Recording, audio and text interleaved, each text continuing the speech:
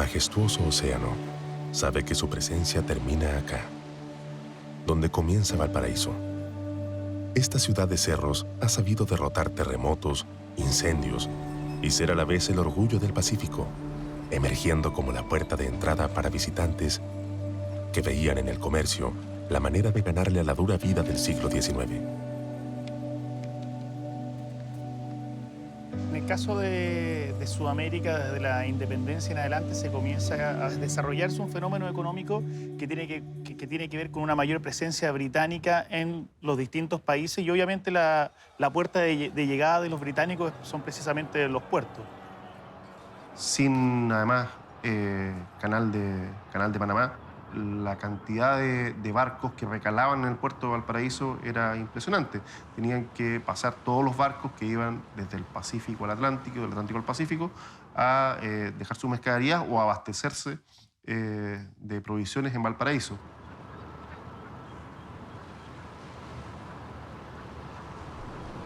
Y el impulso económico que tiene Valparaíso es muy grande, a tal nivel que a fines del siglo XIX Valparaíso se veía en un nivel, si no igual, superior incluso al de Santiago.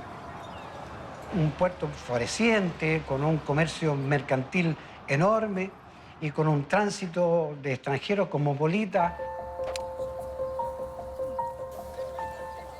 Y eso hace que en los puertos se comiencen a desarrollar los deportes modernos o los deportes ya que tienen que ver más bien con la revolución industrial, donde surge el tenis, el fútbol, el golf, y que antes no eran practicados en los países de herencia hispánica. Y entonces se comienza a dar que en los distintos puertos de Sudamérica uno de los deportes que más llama la atención es el fútbol, y la explicación es muy sencilla, porque el fútbol es muy fácil jugarlo.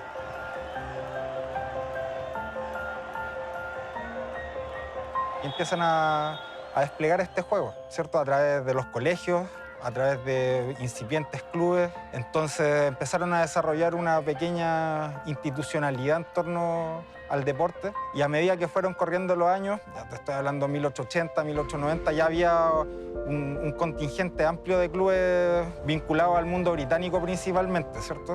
El Mackay Sutherland, ¿cierto? El Badminton, el Valparaíso Wanderers. Y ahí es donde empieza la mitología fundacional de Santiago Wanderers.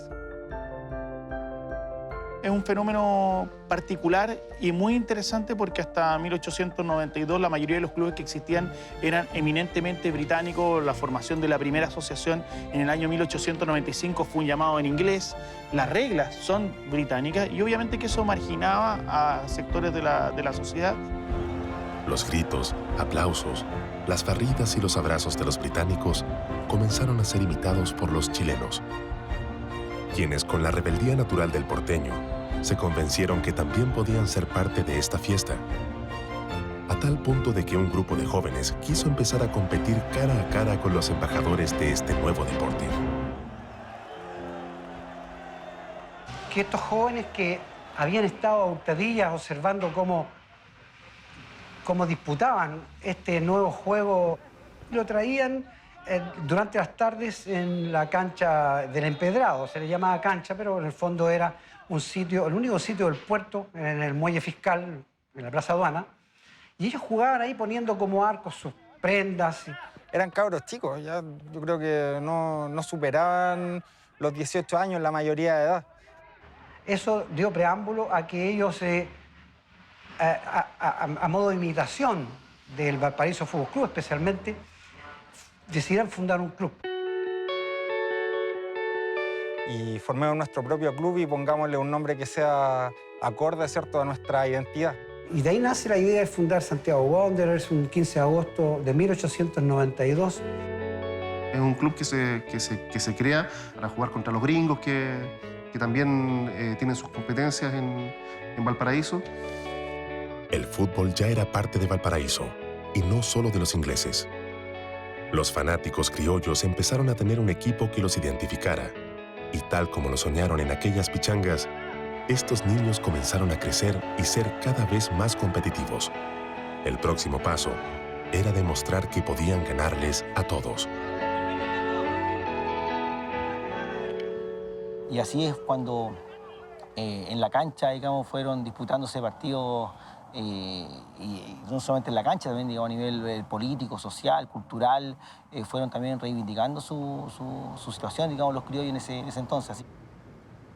Gabriel Santa Cruz dice que hay una apropiación cultural del fútbol por parte de las clases populares. Y eso significa que el ganar y el gustar pasa a ser importante, ¿cierto? Más allá de la competencia, digamos, en buena lid o de los gentlemen, de los sportmen ingleses. Y esto hace que Santiago Wanderers crezca e intente ingresar al fútbol grande, que era la Football Association of Chile. 7 u 8 años después de haber sido fundado, logre ingresar cumpliendo con los grandes requisitos, una cantidad enorme de socios, por lo menos 5 años en el orbe futbolístico de la ciudad. Ingresan en 1900 al fútbol grande. Y ahí Wanderers es fundamental porque Wanderers promueve la castellanización del fútbol. Recordemos que como está organizado por los ingleses, también todo lo que tiene que ver con la orgánica, ¿cierto? Con la norma, ¿cierto? Está vinculada al idioma inglés. Ya siendo parte del fútbol organizado, Santiago Wanderers comienza una carrera de éxitos que lo convierten en el club más ganador de la ciudad en el ámbito amateur. La rebeldía propia del club planteaba nuevos desafíos. Wanderers siente en un minuto, como un equipo tan ganador, bueno, Valparaíso me queda chico, voy a competir con los equipos de Santiago. Entonces entra como invitado, pero como un invitado con unas condiciones muy poco ventajosas para Wanderers. La principal era que tenía que disputar todos sus partidos en Santiago. A suerte de tener que financiar sus viajes los días domingos durante 4 horas en tren para allá y 4 horas en tren para acá, ingresa el 37 a la central del fútbol. Como Wanderers fue invitado, Wanderers no podía sumar puntos y aparecía perdiendo todos los partidos. O sea, aunque ganara, perdía. Sin embargo, Wanderers en esa liga empieza a jugar todos los partidos de visita, ganó 3 partidos. Wanderers jugó en ese campeonato 12 partidos, los mismos 12 partidos que jugaron todos los equipos. Perdió 9 y ganó 3. Le ganó 4-3 a Badminton, 2-1 a Magallanes y 2-1 a Unión Española. Sin embargo, en las tablas de posiciones aparece Wanderers con 0 puntos.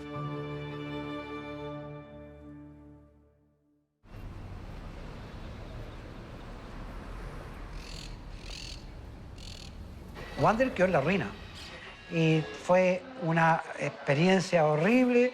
Era haber participado en una asociación profesional que miraba con egoísmo una suerte de círculo cerrado entre los clubes de Santiago, el jugar profesionalmente entre ellos. Que Wanderers no encaja en esa primera experiencia profesional y le va muy mal, lo que hace que se devuelvan, pero queda el bicho del profesionalismo. Y por eso que se forma la Asociación Porteña al inicio de la década del 40, donde Wanderers también tiene 2 títulos, el 41 y el 42, y es lo que busca hoy en día que sea reconocido como títulos profesionales. Wanderers confirmaba su categoría siendo el mejor del puerto. En 1941 tendría la posibilidad de demostrarle a los de Santiago que, al parecer, ahora sí estaba listo para hacerles frente. Una especie de definición entre Colo-Colo, campeón invicto el 41 en Santiago, y Santiago Wanderers, campeón invicto el 41 en Valparaíso. Ese partido se juega en la Semana Santa de 1942 en el Estadio Carabineros en Santiago, donde, lo dice la revista Estadio en 3 páginas, Colo-Colo logra empatar apenas, y después vino una definición acá en que en agosto, la celebración del aniversario de Santiago Wanderers, los 50 años, Wanderers le gana 4-3 a Colo-Colo. Por tanto, una definición entre campeones invictos se puede decir, aun cuando la federación no la propició. No había definiciones del fútbol chileno porque se consideraba hasta entonces campeones del fútbol chileno solamente los de Santiago. Magallanes, 33, 34, 35, Audax Italiano, Morning, Universidad de Chile, Colo-Colo, Unión Española. Eran como campeones de Chile jugando entre ellos, mientras que en Valparaíso, en la Porteña, se jugaba clubes de Valparaíso, de Viña del Mar y de La Calera. Un Wanderers más poderoso le demostró a los de Santiago que los equipos de la quinta región estaban listos para competir de igual a igual en el torneo nacional. Y es así como en 1944, junto a Everton, se transforman en los primeros clubes de provincia en formar parte del campeonato oficial. Los rebeldes del puerto dejaban atrás una historia de éxitos para ir a buscar más gloria. Pero el nuevo camino no sería nada fácil.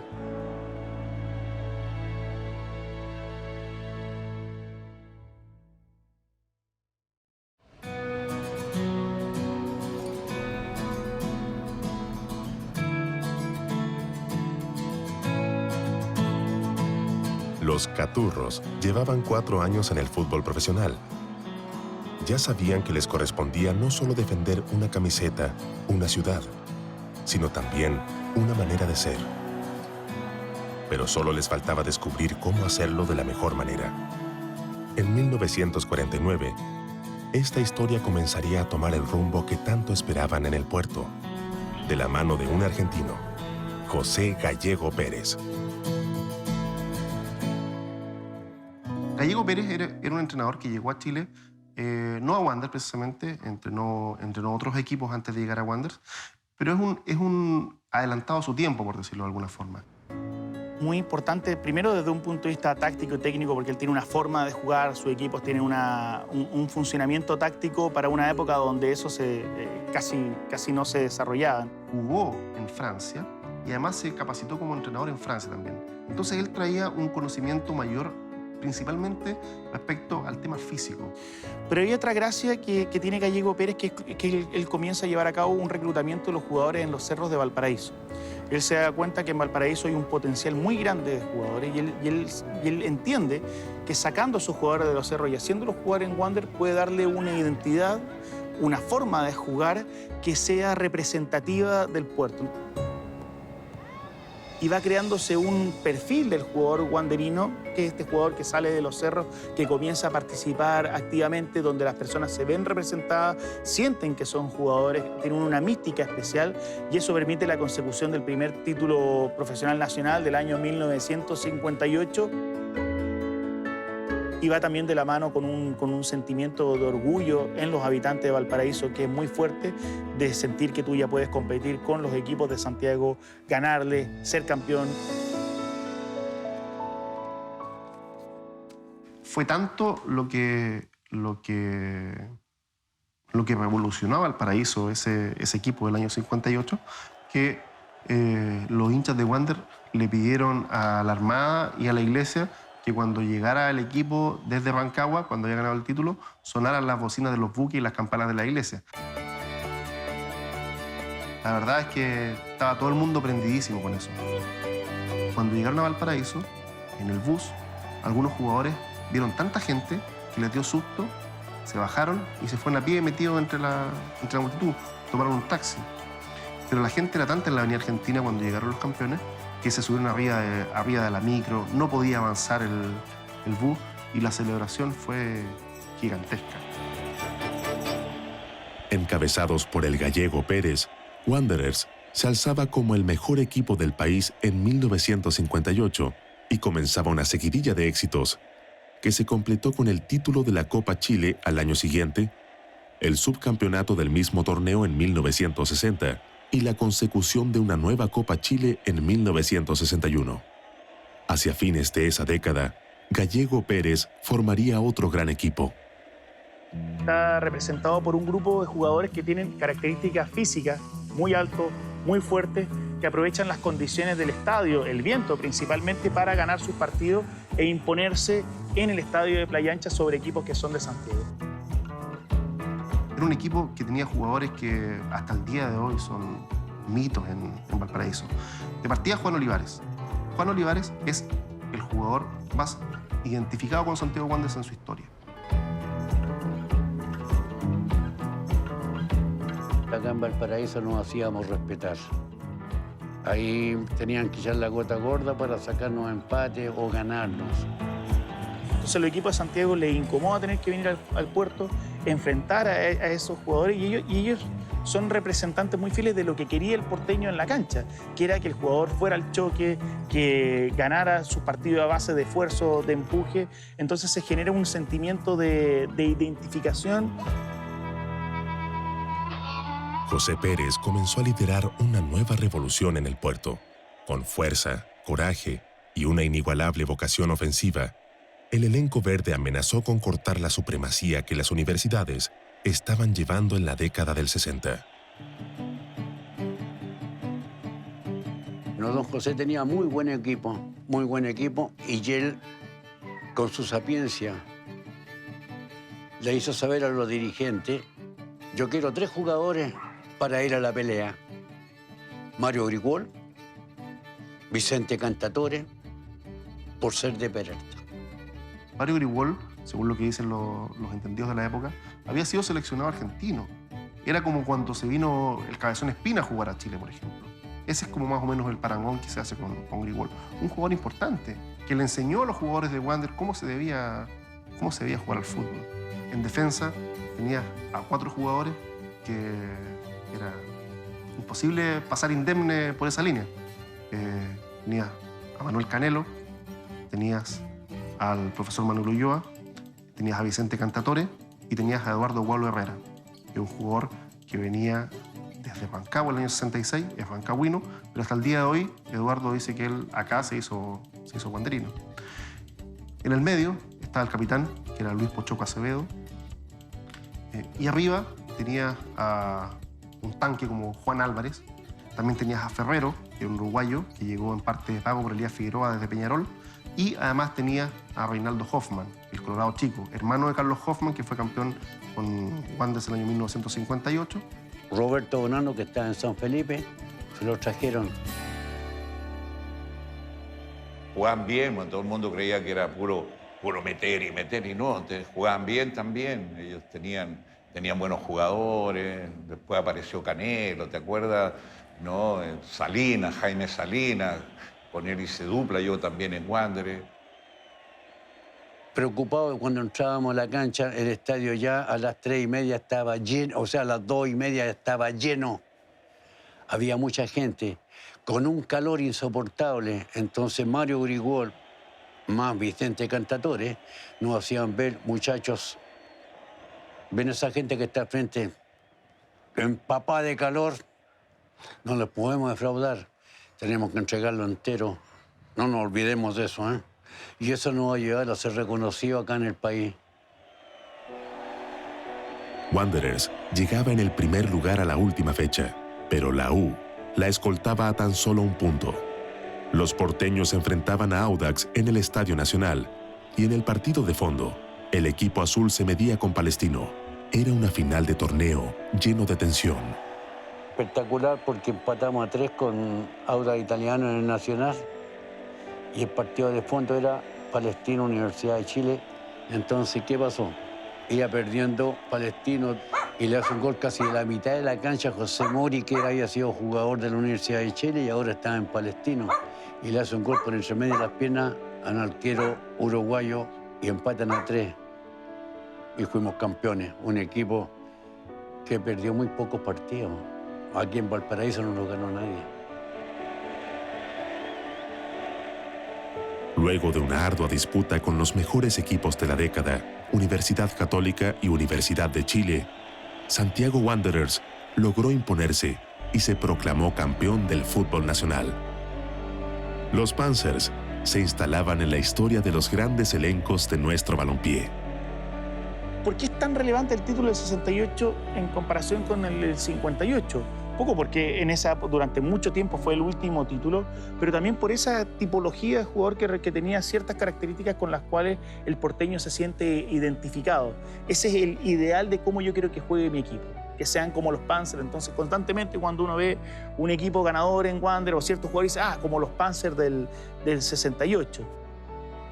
Ese carácter que tenía ese equipo, muy identificado con la ciudad y además muy identificado con el paladar futbolístico de los porteños, unido a la consecución del título, era inevitable que se volviera inmortal.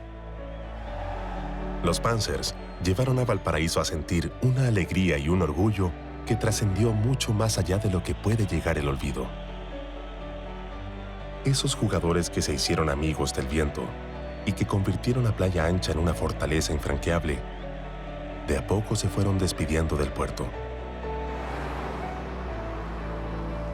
Eso llevó a que el club comenzara un camino que prontamente se mancharía con caídas tras caídas.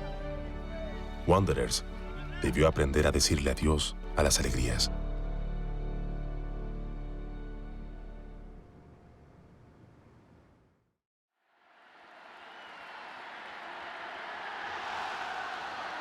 Luego del título de los Panzers, la época que vive Valparaíso sería la proyección de los duros desafíos que enfrenta Wanderers.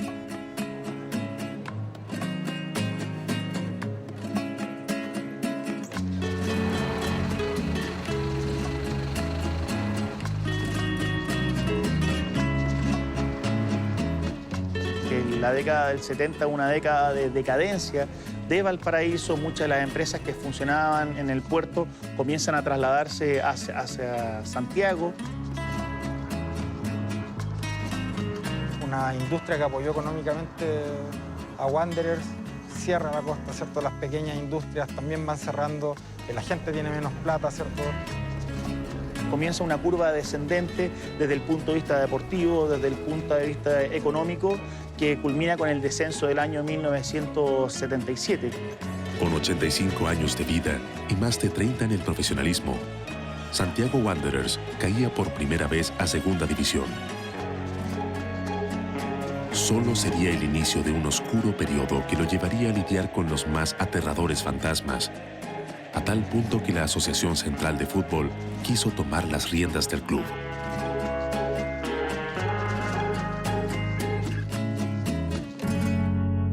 Querían intervenir el club, sanear el club, seguir la participación completa, terminar como corresponde el fin de año.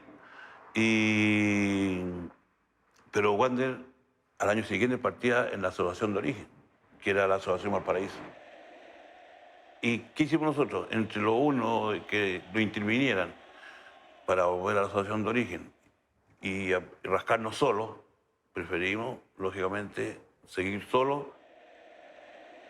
Jugadores participaban, por ejemplo, de Wanderton, digamos. Los mismos jugadores llegaban 1 hora y media, 2 horas antes al estadio para poder ser ellos mismos un poco, digamos, los controladores. Y la hinchada también una participación fundamental en esto, el apoyo de ellos fue fundamental. Y éramos uno solo, éramos muy allegados, muy apegados, participábamos junto con ellos participaban con nosotros, porque estábamos conscientes que de otra manera no íbamos a salir adelante.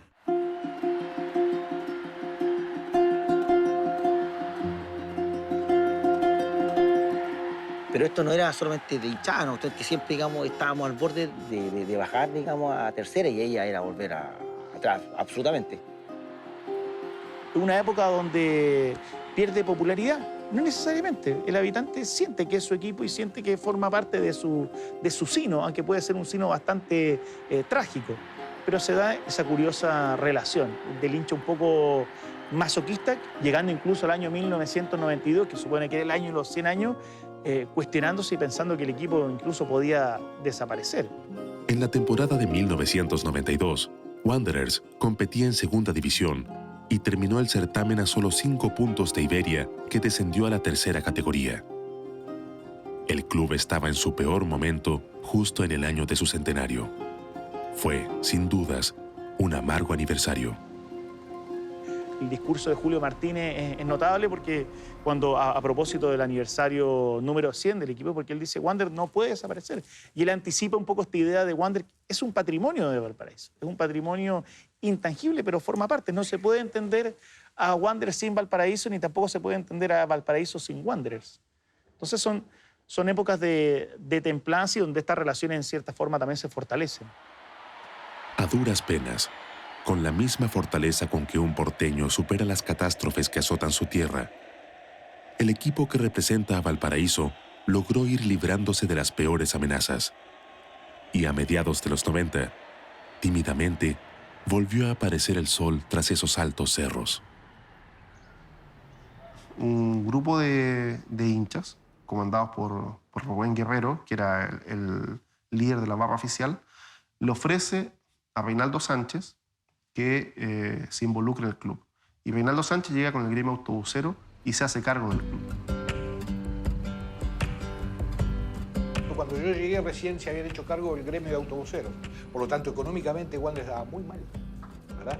De hecho, ese año 94 a nosotros se nos pagaba. Tarde, pero con retraso, pero se pagaba. Sánchez es un wanderino de toda la vida, pero nunca había estado involucrado en la dirigencia. A todos los microbuseros de la asociación a la que pertenece y que preside Reinaldo Sánchez, se les exigía poner una cuota para apoyar a Santiago Wander. Entonces todos los microbuseros tenían que ser socios de Wander y hacían un aporte. Entonces, a partir de ese aporte, el equipo empieza a repuntar. En la campaña de 1994 se terminó en un discreto 10º lugar. Pero ya se estaba preparando el asalto para disputar el ascenso al año siguiente. Ya en 95 las cosas se armaron bien, se manejó muy bien el tema económico con Claudio Villacaba como tesorero. Y ya en 95 no tuvimos problemas económicos. Ya se empezó a mejorar la calidad de los viajes, ya se consiguió la ropa necesaria. Expresos Viña siempre nos prestaba la cancha para entrenar. Se incorporaron algunos jugadores que fueron importantes. Vino Zaragoza y Almirón como extranjeros, que fueron aporte. Vino Pablo Peñailillo como arquero, los hermanos Guarda. Y algunos más que se me olvidan, pero ya estaba la base de Chaco Pizarro, de Cristian Flores, de Raúl Muñoz, de Flaco Cuevas, ¿verdad? Entonces, Claudio Núñez, que estaba explotando.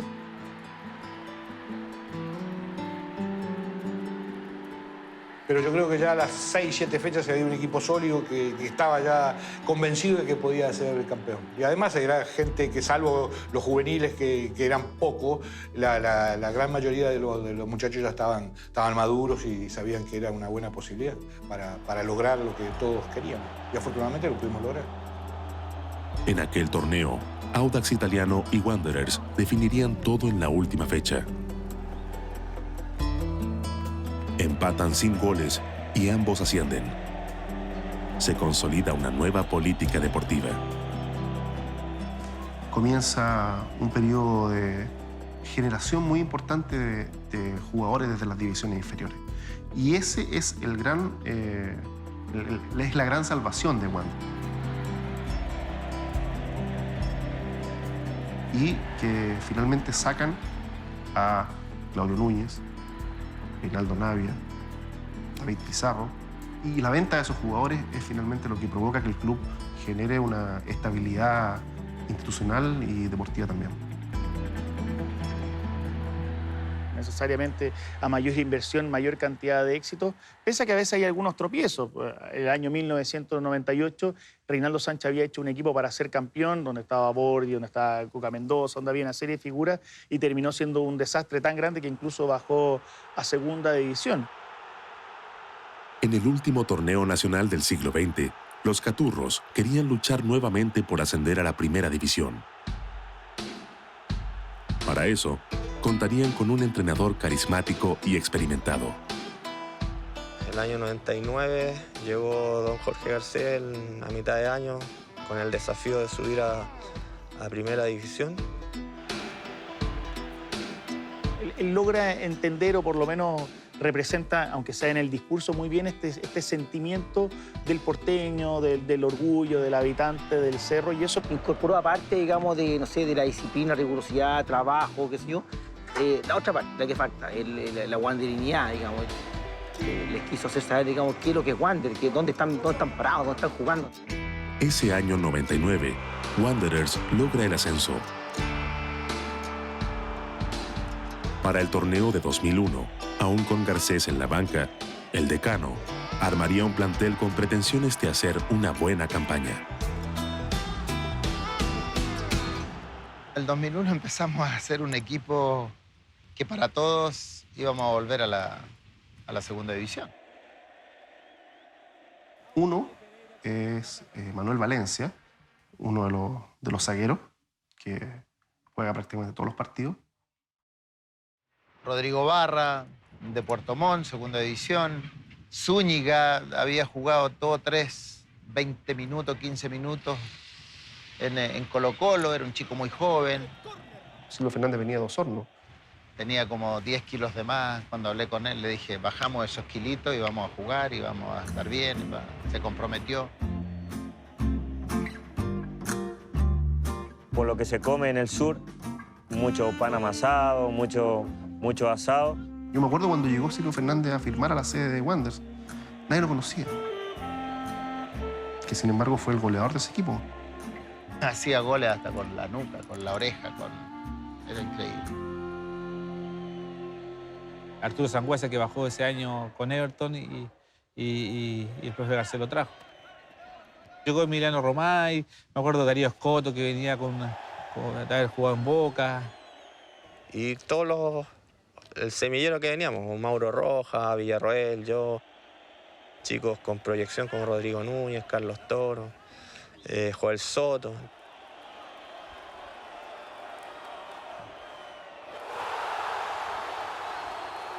Se comienza a generar toda una mística, todo un relato, podríamos decir, del equipo del 2001.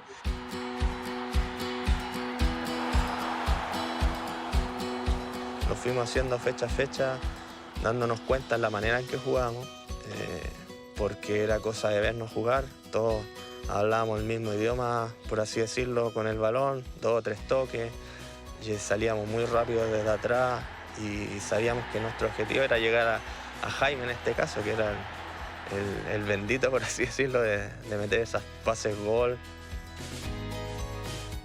Él me decía, tú pica el espacio que yo te la voy a meter en el lugar a donde vayas, y empecé a hacer eso. El equipo de Garcés comienza a dar resultados y se consolida en la vanguardia del torneo. Se comienza a soñar con algo grande y se vuelve a revivir una vieja rivalidad con la capital. Porque además se comienza a revitalizar esta rivalidad con los equipos que estaba peleando, que era la Universidad de Chile, la Universidad Católica y en cierta forma Colo-Colo. Entonces hay un renacer de este sentimiento que es Valparaíso versus los equipos de Santiago.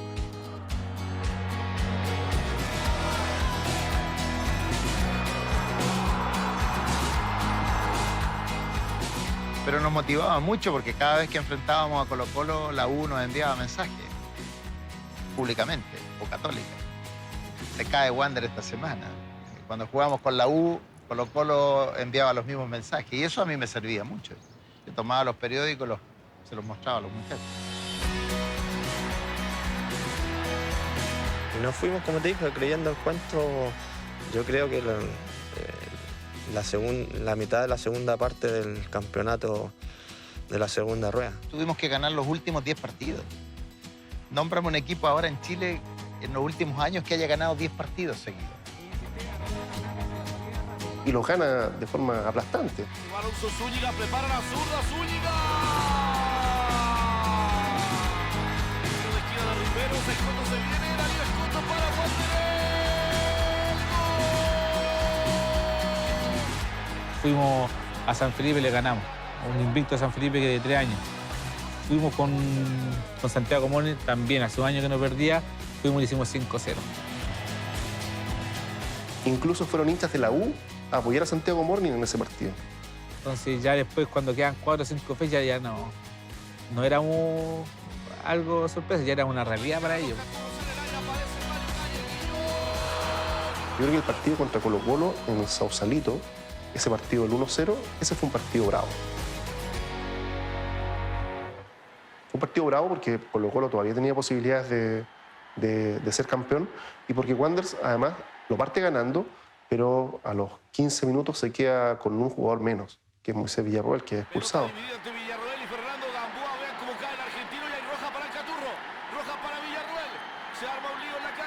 Contra todo vaticinio, Wanderers llegaba a la última fecha con la primera opción de campeonar. Sin pretenderlo, Colo-Colo le da una mano a los caturros, venciendo a Católica.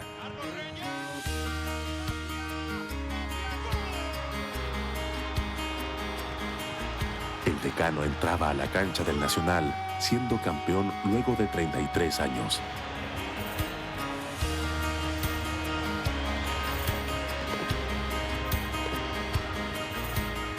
Entonces, claro, efectivamente, Wander le gana a los 3 equipos más poderosos de Santiago.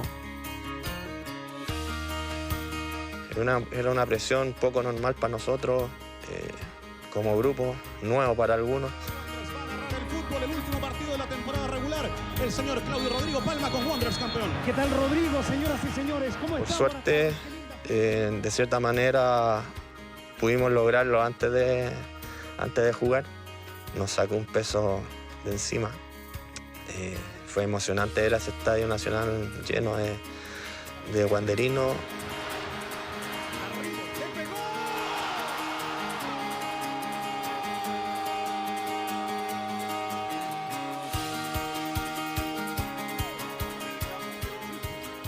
Se viene Wander, se viene Fernández, se le queda Soto, golazo.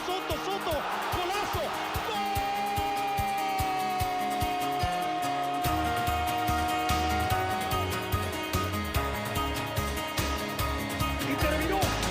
Señoras y señores, partido terminado. Tenemos nuevo campeón del fútbol chileno. Santiago Wander. Saludos para Valparaíso. 4-2. Ganó su partido Audax Italiano. Y lo narró Claudio Rodrigo Palma.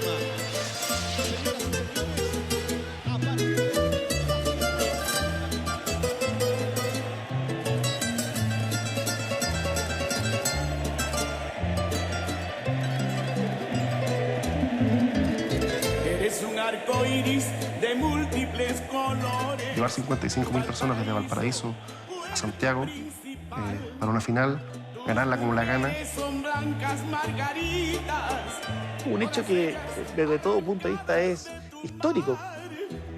Avenida Pedro Montt, era un carnaval total la Avenida Pedro Montt, desde Avenida Argentina hasta la Plaza Victoria, de gente que salió a recibir al equipo, de gente que se volvió a encontrar con esa historia de logro, ¿cierto? Porque Wander hasta la década de los 60 es un club súper exitoso. Primero ser hincha de Wander y después ser jugador y después ser campeón con tu equipo es algo que te llena de orgullo, o sea, un sueño cumplido. Uno como wanderino, uno puede decir, digamos, uno ya puede morir tranquilo. O sea, hay cuantas generaciones que son wanderinos que no han visto a su equipo campeón. Yo creo que esa manifestación de esta épica que logró ese equipo es irrepetible. Este es Wanderers de Valparaíso, una institución que une y representa a una gran hinchada, a toda una ciudad y a una región, tal como lo ha hecho en 125 años de existencia.